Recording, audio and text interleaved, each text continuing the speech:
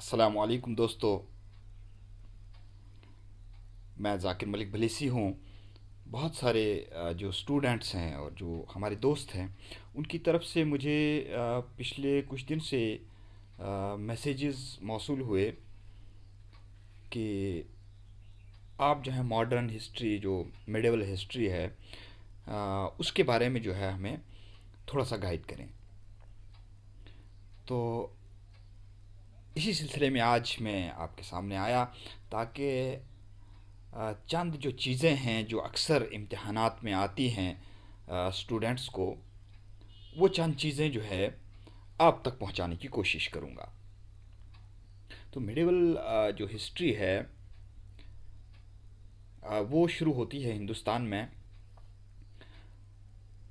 महमूद गजनवी के रेड के बाद। जो 17 रेड्स हिंदुस्तान पे हुई और 17 रेड्स के बाद 1001 में उनकी एक लड़ाई हुई राजा जयपाल से, जो हिंदुस्तान का राजा था उस वक़्त, अजमेर के इलाके में राज करता था।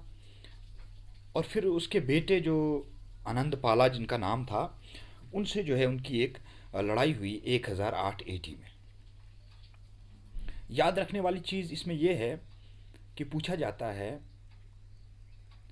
कि राजा आनंद पाला और महमूद गजनवी के दरमियान जो है कौन सी लड़ाई और कब हुई थी। तो इसका जवाब ये है कि राजा आनंद पाला और महमूद गजनवी के दरमियान जो लड़ाई हुई थी उसका नाम था वाई हिंद बैटल, जो 1008 में शुरू हुई थी और पूरे एक साल तक जो है वो लड़ाई चलती रही। और उसमें जो राजा आनंद पाला था उसकी डिफ़ीट हो गई और जो महमूद गजनवी है उनका कब्ज़ा जो है कुछ हिंदुस्तान के इलाकों पर हो गया। तो यहीं से मिडिवल हिस्ट्री जो है वो शुरू होती है। और महमूद गजनवी पर जो है अक्सर ये सवालात इम्तहानात में आते हैं कि उन्होंने किन पोइट्स को या किन स्कॉलर्स को जो है वो अपने दौर में पैट्रनाइज़ किया। तो इसमें याद रखने वाली बात यह है कि महमूद गजनवी ने अपने दौर में फिरदौसी, एक बहुत बड़ा पोइट, पर्शियन पोइट जो है वो गुज़रा है, उसको पैट्रनाइज़ किया।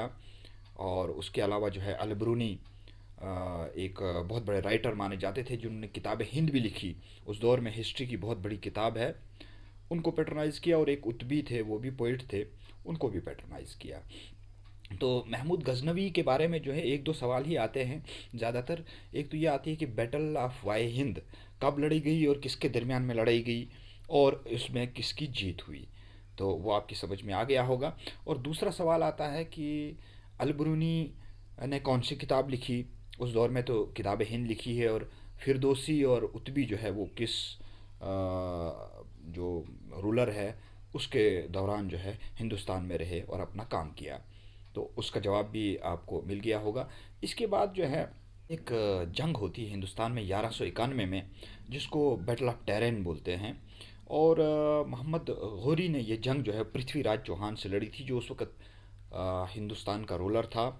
लेकिन उस जंग में जो है वो मोहम्मद गौरी को शिकस्त हुई थी। और फिर एक दूसरी लड़ाई लड़ी गई थी अगले ही साल 1192 में, जिसमें मोहम्मद गौरी ने ये जंग जीत ली थी और अजमेर के और हिंदुस्तान के कुछ इलाकों पर जो है वो अपना कब्ज़ा जमाया था।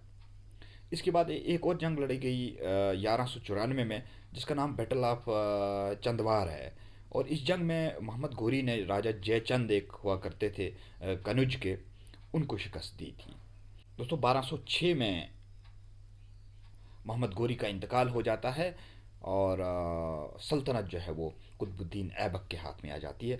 अब मैं सिर्फ आपको ये बता दूंगा कि जो मोहम्मद गौरी है इस पे अक्सर क्या सवाल आते हैं। तो सवाल ये आता है कि बैटल ऑफ टेरन कब हुई और किसके दरमियान हुई, फर्स्ट बैटल ऑफ टेरन। और इसका जवाब है कि 1191 में हुई और मोहम्मद गौरी और पृथ्वीराज चौहान के दरमियान हुई। और दूसरी बैटल जो बैटल ऑफ टर्न है वो 1192 में हुई, जिसमें पृथ्वीराज चौहान को शिकस्त हुई।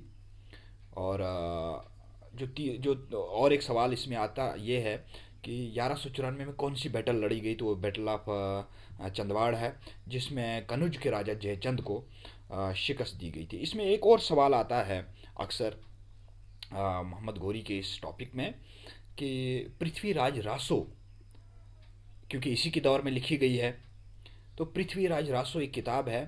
ये किताब किसने लिखी है? तो इसका जवाब ये है कि ये चंद बरदा एक उस ज़माने के राइटर हुआ करते थे जिन्होंने ये किताब लिखी है। इसके बाद दोस्तों स्लेव डायनेस्टी आता है, और आज मैं सिर्फ स्लेव डायनेस्टी पे ही बात करूँगा, और आइंदा इंशाल्लाह आगे भी इस सिलसिले को आगे बढ़ाएंगे। स्लेव डायनेस्टी जो थी ये 1206 से लेकर 1290 तक इनकी हुकूमत जो है वो हिंदुस्तान पे रही।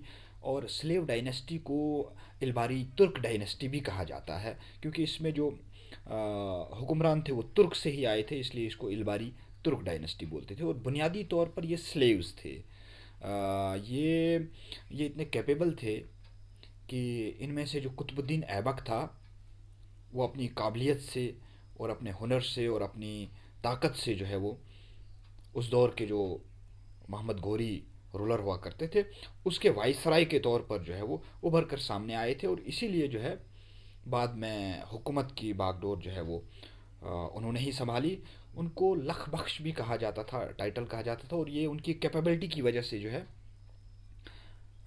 ये टाइटल उनको मिला था। दोस्तों उन्होंने दो मास्क्स बनाई हैं, मस्जिदें बनाई हैं, जिनके बारे में अक्सर सवाल पूछे जाते हैं कि कवातुल इस्लाम दहली जो है ये मस्जिद किसने बनाई है, और अजमेर में जो अदाए दीन का झोपड़ा है वो किसने बनाया है। तो इसका जवाब यही है कि ये कुतुबुद्दीन ऐबक नहीं बनाया है। और दोस्तों मैं आपको बता दूं, जो कुतुब मीनार है दिल्ली के अंदर, वो कुतुब मीनार का काम भी कुतुबुद्दीन ऐबक नहीं शुरू कराया था। और इसके पीछे कारण ये था कि उन्हें अकीदत थी, जो उस दौर के बड़े बुज़ुर्ग थे उस दौर के, उनका नाम बख्तियार काकी था और असल नाम उनका ख्वाजा कुतुबुद्दीन था। उनको बख्तियार काकी के नाम से जाना जाता था। उन्हीं की याद में जो है वो कुतुब मीनार बनाया गया था। और इस दौर की ख़ास याद रखने वाली चीज़ ये भी है कि हसनुल निज़ाम एक राइटर हुआ करते थे जिन्होंने ताजुल मसीन एक किताब लिखी है उस दौर में। और उसके अलावा फ़खरुद्दीन एक राइटर हुआ करते थे जिन्होंने तारीख़ मुबारक शाही जो है वो उस दौर में लिखी। तो इस टॉपिक में अक्सर जो है यही सवाल आता है कि जो स्लेव डायनेस्टी है उसका दूसरा नाम क्या है। तो उसका दूसरा नाम जो है वो इलबारी तुर्क डायनेस्टी भी कहा जाता है। और दूसरा आता है कि लख बख्श किसका टाइटल रहा है, तो वो कुतुबुद्दीन ऐबक का ही रहा है। और ये सवाल आता है कि कुतुबुद्दीन ऐबक ने कौन सी दो मस्जिदें बनाई, उनका नाम मैंने लिया। और कुतुब मीनार जो है वो किसकी याद में बनाया गया। ये सबको पता है कि कुतुब मीनार कुतुबुद्दीन ऐबक ने बनाया, लेकिन किसकी याद में बनाया ये बहुत ज़रूरी है। कभी कभी माइन्यूट क्वेश्चन भी एग्ज़ाम में पूछे जाते हैं। और इसके अलावा ये सवाल पूछा जाता है कि कुतुबुद्दीन ऐबक के दौर में उन्होंने किन पोइट्स और राइटर्स को पैटर्नाइज़ किया और कौन सी किताबें जो है उस दौर में लिखी गई। तो उनको याद रखना जो है वो बहुत ज़रूरी है। दोस्तों इसके बाद जो है वो और भी कुछ रूलर आए, लेकिन यहाँ मैं ज़िक्र करूँगा इल्तमश का। 1211 में जो है उन्होंने हुकूमत का काम काज संभाला, और उनके बारे में चंद चीज़ें जो है वो बहुत मशहूर है जिनको याद रखने की ज़रूरत है। और अक्सर सवालात जो हैं इस पर आते रहते हैं कि दिल्ली को उन्होंने कैपिटल बनाया, क्योंकि उससे पहले लाहौर जो है वो कैपिटल हुआ करता था। तो पहली बार उन्होंने दिल्ली को कैपिटल बनाया। और कुतुब मीनार को कंप्लीट करने के, उसकी कंस्ट्रक्शन को कंप्लीट करने में इल्तमश का ही हाथ है। कुतुबुद्दीन ऐबक ने सिर्फ उसका काम शुरू कराया था, लेकिन अधूरा रहा था, उसकी वफ़ात हो गई थी। और उसके बाद इल्तमश ने इसको कंप्लीट किया। इल्तमश के बारे में एक चीज़ बड़ी मशहूर है जो अक्सर इम्तिहान में आती है, और इस पर सवाल जो है वो ज़रूर आता है। बेसिकली इल्तमश ने अपने आसपास जो है 40 लोगों का एक ग्रुप बनाया था स्लेव्स का, जो बड़े कैपेबल थे और बड़े विजन वाले लोग थे। उनका एक ग्रुप बनाया था जिसका नाम उन्होंने चालीसा रखा था। जैसे आज के दौर में पार्लियामेंट होती है या असेंबली होती है, इसी तरीके से उन्होंने अपनी एक असेंबली, अपनी एक पार्लियामेंट जो है 40 लोगों की बनाई थी, जिसका नाम उन्होंने चालीसा रखा था। ये क्वेश्चन जो है ये अक्सर इम्तहानात में आता रहता है। और इल्तमश के बारे में एक चीज़ बड़ी मशहूर है जो याद रखने के लायक है, और अक्सर जो है वो इम्तहान में इसका सवाल आता है कि जो इल्तमश है उन्होंने दो काइन जो हैं वो इंट्रोड्यूस किए थे, और उनका नाम जो है वो सिल्वर टांका था और कॉपर जितल था। यानी जितल और टांका दो कॉइन्स जो हैं उस दौर में इल्तमश ने जारी किए थे। इल्तमश के बारे में एक चीज़ और मशहूर है कि इल्तमश जो है वो टॉम से बनाता था, और इसीलिए इसको फादर ऑफ टॉम भी कहते हैं। तो सवाल आता है कि फादर ऑफ टॉम जो है किसको कहते थे, तो वो इल्तमश को कहते थे। और भी एक चीज़ जो इल्तमश के बारे में मशहूर है और अक्सर सवालात आते हैं वो ये है कि उस दौर में इल्तमश ने एक इक्ता सिस्टम जो है वो शुरू किया। दोस्तों वो सिस्टम क्या था कि जो उनकी गवर्नमेंट में, इल्तमश की गवर्नमेंट में जो लोग ऑफिसर थे, बड़े बड़े अहदों पर थे, उनको सैलरी नहीं दी जाती थी, और सैलरी के बदले उनको ज़मीन का कुछ हिस्सा जो है वो उनके नाम किया जाता था, उनको दिया जाता था। और इस सिस्टम को जो है उन्होंने एकता सिस्टम का नाम रखा, यानी सैलरी के बदले उनको ज़मीन दी जाती थी। तो ये एक याद रखने वाली चीज़ है। एक तो एकता सिस्टम आपने याद रखना है, दूसरा कॉइन जो है सिल्वर टांका और कॉपर जितल जो है उन्होंने इंट्रोड्यूस किए, और जो कंस्ट्रक्शन है इसकी कुतुब मीनार की वो उन्होंने कंप्लीट की। 40 लोगों का ग्रुप बनाया और जिसको चालीसा कहते हैं, और दिल्ली को कैपिटल बनाया, लाहौर उससे पहले कैपिटल हुआ करती थी। तो ये चंद चीज़ें जो हैं ये आपको याद रखने की ज़रूरत है। इसके बाद बहुत सारे और भी रूलर्स आए उनके बाद भी, लेकिन उनके बारे में अक्सर जो है वो सवालात नहीं पूछे जाते हैं, और अक्सर सवाल जो है वो पूछा जाता है रज़िया सुल्ताना के बारे में, क्योंकि वो पहली और आखिरी मुस्लिम खातून रूलर रही है हिंदुस्तान की। और इस बारे में जो है उनसे सवाल आता है कि वो उन्होंने कब जो है वो हुकूमत का काम काज संभाला। तो जवाब यह है कि 1236 में रज़िया सुल्ताना जो हैं हिंदुस्तान की रूलर बनी। उसके बाद और भी बहुत सारे रूलर्स जो हैं वो आए, जो स्लेव डायनेस्टी है उस डायनेस्टी में, लेकिन उनमें सबसे इम्पॉर्टेंट जो रूलर हैं उनका नाम बलबन है। और उनका असल नाम जो है पूछा जाता है अक्सर कि बलबन का असल नाम जो है वो क्या है, तो उनका असल नाम जो है वो गयासुद्दीन है।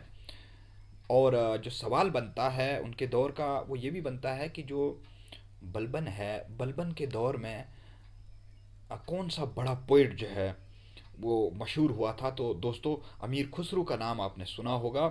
अमीर खुसरू उन्हीं के दौर में हिंदुस्तान में एक बड़े उर्दू के, हिंदी के, हिंदुस्तानी के पोइट जो हैं वो उभर कर सामने आए थे। तो अमीर खुसरू जो है आपने याद रखना है कि ये बलबन के टाइम में हिंदुस्तान में मशहूर हुए थे, और बलबन का असल नाम जो है वो गयासुद्दीन है, ये याद रखने की ज़रूरत है। और भी एक चीज़ बलबन के बारे में बड़ी मशहूर है कि उन्होंने एक स्ट्रांग मिलिट्री बेस बनाया था, एक स्ट्रांग मिलिट्री डिपार्टमेंट जो है वो बनाया था। और पहली बार बलबन ने जो है वो मिलिट्री को इतना स्ट्रांग करने की हिंदुस्तान में एक कोशिश की थी, और उसका नाम उन्होंने बाकायदा तौर पर दीवान अर्ज़ रखा था। और जो फाइनेंस डिपार्टमेंट और जो सिक्योरिटी का डिपार्टमेंट होता था वो उन्होंने अलग कर दिए। उससे पहले जो है सिक्योरिटी और जो फाइनेंस होता था वो एक ही शख्स, एक ही वज़ीर देखता था, लेकिन बलबन ने उसको अलग अलग किया। और ख़ास तौर पर उन्होंने दीवान अर्ज़ को, जिसको मिनिस्ट्री ऑफ सिक्योरिटी भी कहते हैं, उसको जो है वो अलग किया, उसको स्ट्रांग किया। इसीलिए जो है बलबन को एक खिताब भी मिला था ज़िले इलाही का। वो ज़िले इलाही खुद को जो है ज़िले इलाही कहना जो है वो पसंद करते थे, और ज़िले इलाही का जो मतलब होता है वो शेडो ऑफ गॉड होता है, क्योंकि बलबन जो है वो ये समझते थे कि जो राजा होता है, महाराजा होता है, वो डिप्टी ऑफ गॉड होता है। इसलिए जो है उन्होंने एक दो चीज़ें जो है बड़ी इंट्रोड्यूस की थी। एक तो सजदा जो है उन्होंने इंट्रोड्यूस किया था कि जब भी राजा के सामने आए तो उनको सजदा करें, और दूसरा जो है वो पाई बोसा एक सिस्टम था कि उनके पाँवों को जो है वो चूमा जाता था। तो ये दो चार चीज़ें जो है बलबन के बारे में बड़ी मशहूर हैं जो याद रखने की चीज़ है। एक तो गयासुद्दीन नाम था उनका, दूसरा उन्होंने जो है वो एक स्ट्रांग मिलिट्री डिपार्टमेंट जो है वो दीवान अर्ज़ के नाम से जो है वो जारी किया था, और तीसरा ज़िले इलाही जो है शेडो ऑफ गॉड उनका टाइटल रहा है, और उन्होंने सजदा और जो पैबस है उसको इंट्रोड्यूस किया। तो दोस्तों इसके बाद जो है वो जो खिलजी डायनेस्टी है, खिलजी डायनेस्टी के एक दौर आता है, लेकिन खिलजी डायनेस्टी को हम आने वाले वक्त में आपसे डिस्कस करेंगे। आज के लिए बस इतना ही। अस्सलाम वालेकुम।